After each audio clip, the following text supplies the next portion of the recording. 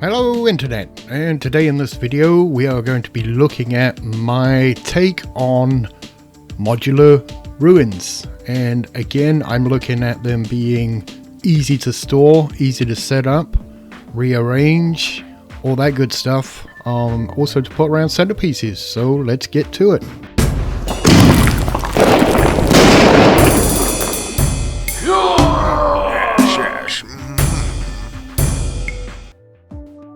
So we're going to start with some polystyrene. Got this cheap on Amazon. Now I've got a wire cutter. If you're going to do this with a knife, buy the polystyrene, the thickness you want your walls. Now I'm using Stan because he is my scale measuring guy, and I want my walls a little higher than 2 people's high. So once I got that marked, again, if you got a knife, use a knife. I got the cheap Chinese wire cutter, which honestly, it doesn't do lots of brilliant things, but it does make this process so easy and so fast. So again, get them cut. Now, you cut them square at first. You don't want them very square when they're done because they're going to be ruined, but you want them to feel like they were once square. So that's how we start.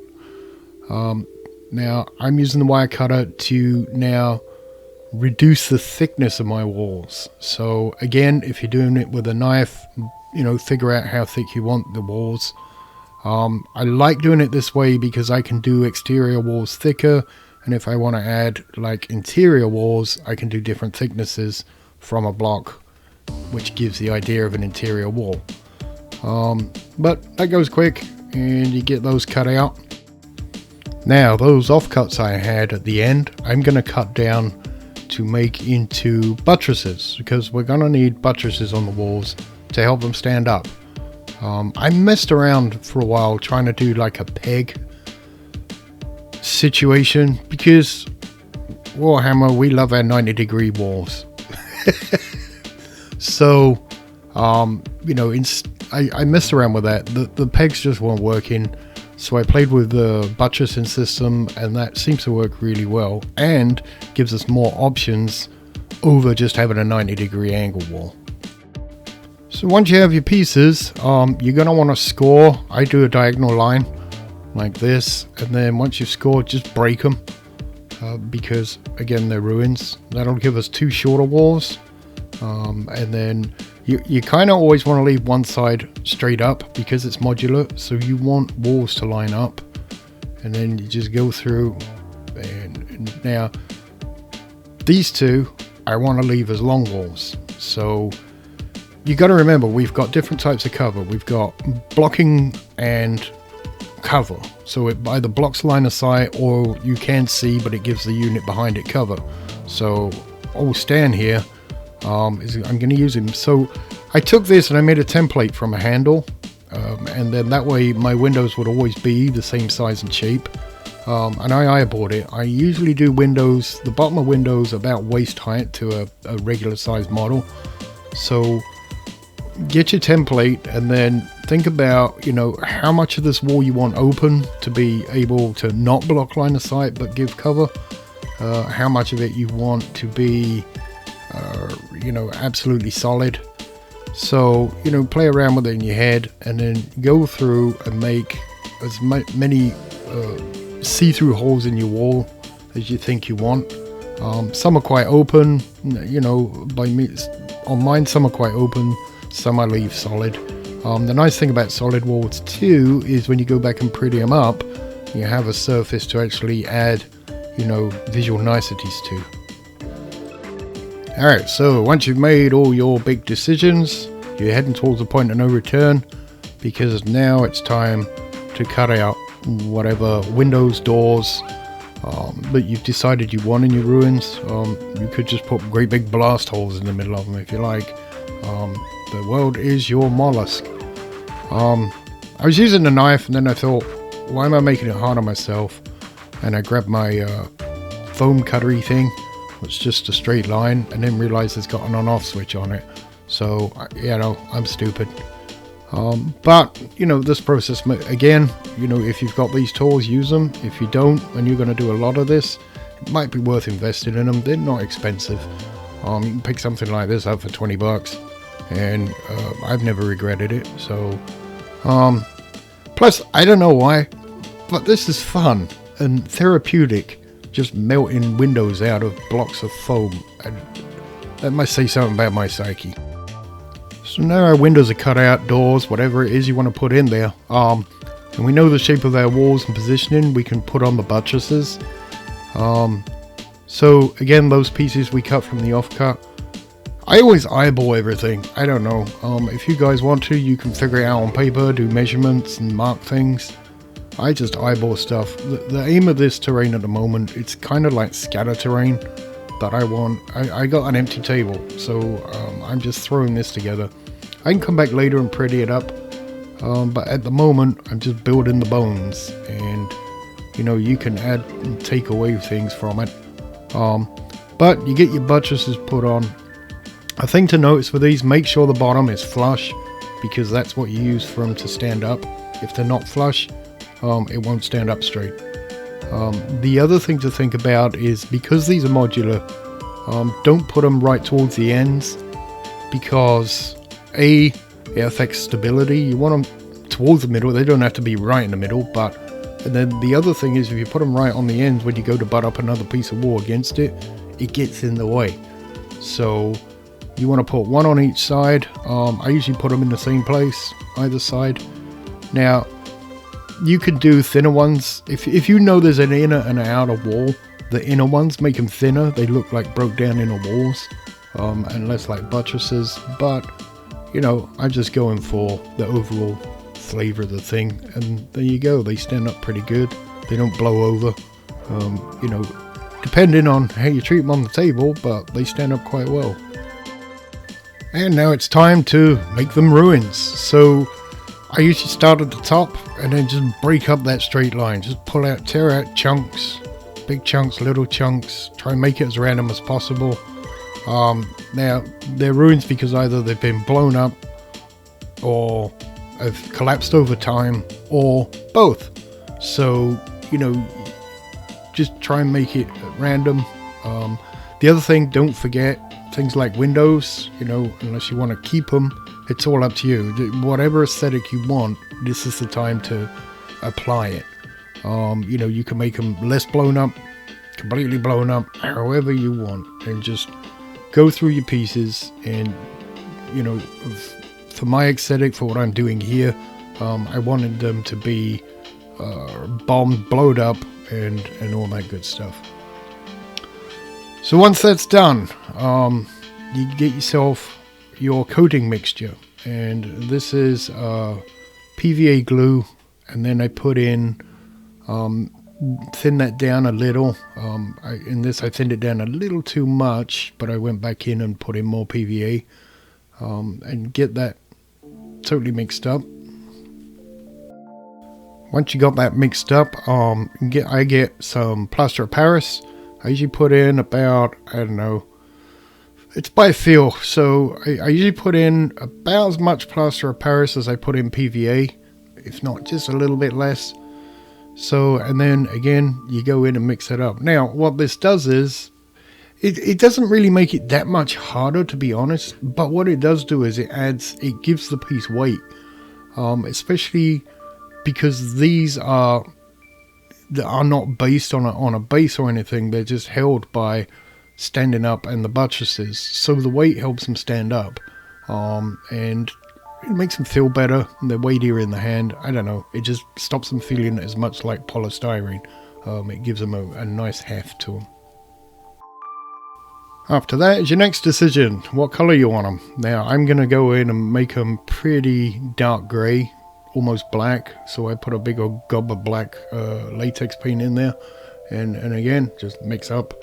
Now at this stage, depending on what you're doing, I mean, you could do desert ruins and put in, you know, a dark sand color and then highlight them up, you know, depending on which terrain you want. If you're doing fantasy or something, you might be sticking bricks on them, so it, you know, it really doesn't matter that much. You know, all depends on what you're doing. This is what your base coat's going to be and what you're going to be working from once they're coated. So, you know, think about what setting you're putting these into.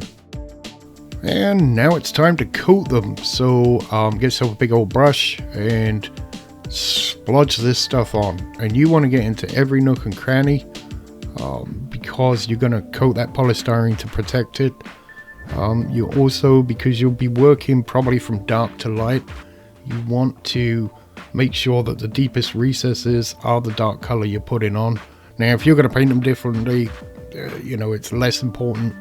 However, it does protect the polystyrene. So if you start using some kind of chemical on top of it that's going to ease into it, like spray paints, then you want a buffer between the polystyrene and whatever you're putting on there.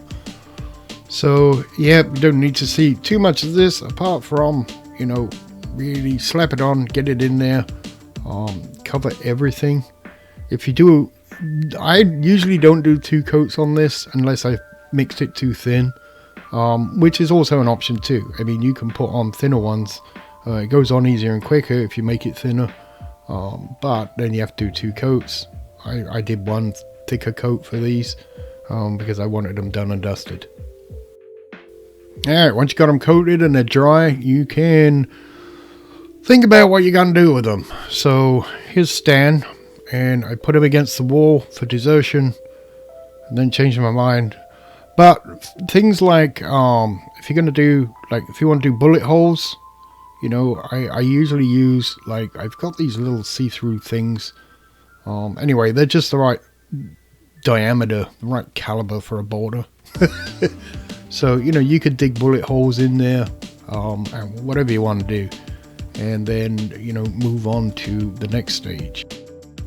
Now, for me, the next stage was using this AK Asphalt, terrain paint. Because these are older ruins. If you ever look at a basement, like a really old basement, or some of the old, if you been to England or live in England and you look at some of the really old ruins, or even the old pillboxes on the side of the River Lee or something, where the water or black mold, everything, that's what I'm painting here, is kind of that effect. And it's water damage, it's mold, and it's usually from the ground up, or where water is pooled, or where water runs a lot, channels, all that good stuff. So what I'm doing is I am, using that to simulate that effect. Now, if you're doing a different type of ruin, obviously you're going to have other effects. You might be putting green moss if it's a ruin, like a jungle ruin or something. So, but this is just old urban horrible ruin. So the next stage is to start bringing it back up. It's all dank and horrible, dark. So now I started off. Now I always start from the middle and work my way to the edges, just because, like I say, that rot always comes up from below, the water damage always comes from above. So I usually start in the middle. I like to kind of put a halo around the windows just to bring those out a little, get the very edges, and then just work my way around the piece, looking at it. Now, the first time I went over this, because this was my first piece, it wasn't as bright.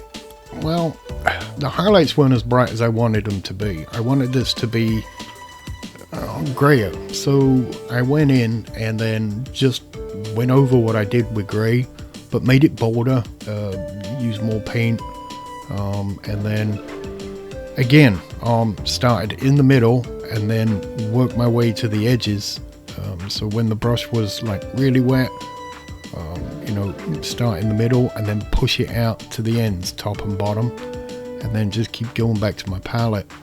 And after a while, you get the feel for what you want, and you just feel it on the brush as you're using the palette. Take some practice, but it's not very hard. But by doing this, I was able to get it lighter and push up into the dark areas and down into the dark areas to get roughly the result I wanted. Once I'd done it on one piece, I knew what I wanted for the rest. Okay, so these things here, if you go on Google and just do a search for Warhammer 40,000 posters, lots of people have put together stuff like this. and you just print them off. Now, I didn't do them in color, I did them in black and white because they're on ruins, the colors would have faded, and I didn't want too many bright colors in this. I'm really going Grimdark with this piece. So you look at the area you want to work with, to make more interesting, I guess. And I'm going to go right next to one of these windows. Found a poster that would fit there and not look too big or forced or too small, so there's no point. And then basically you just cut these things out. I removed all the outlying white just to, if you have too much white and flash, I don't know, it was just not the look I was looking for. I wanted grimdark, nasty, run down, why is this poster even still on the wall kind of idea. So yeah, you just get your PVA water mix, put a bit on there, and then you can, and don't worry about getting it on both sides, it's, it's fine, and just place it. And I try and keep in mind how tall people are when I do this. Sometimes, nobody was coming here with ladders putting these on, so, put it at what would be eyeball height, and then you can start adding to your wall like that, and posters and graffiti. So yeah, I started off the nice thing is my freehand isn't very good, but with graffiti I always imagine kind of Monty Python-esque from The Life of Brian.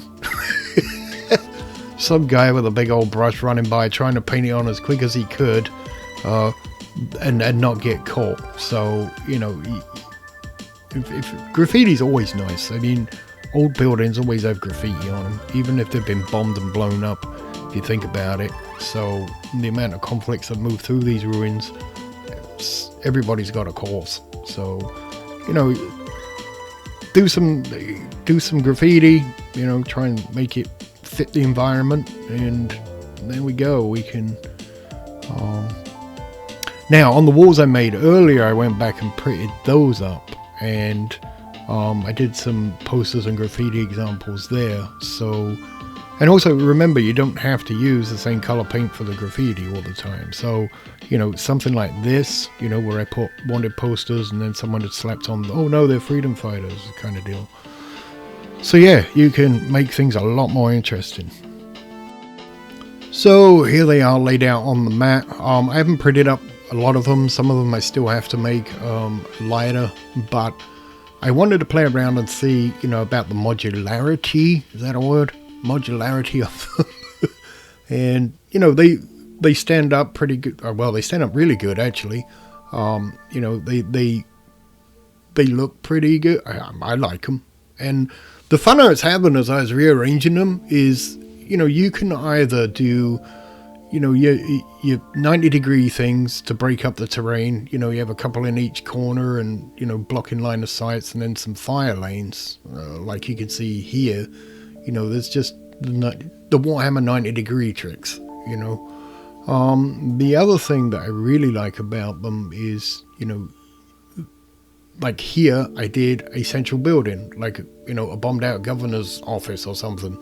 So you're getting the same kind of blocking and line of sight and cover and everything like that, but you can, even if you haven't got a centerpiece, you can kind of, throw them together in the middle and make your own centerpiece, like, especially because I haven't built any yet. So but I'll be working on it. So if you made it this far, thank you. Please like and subscribe so I keep faffing around with the camera, and have a good day.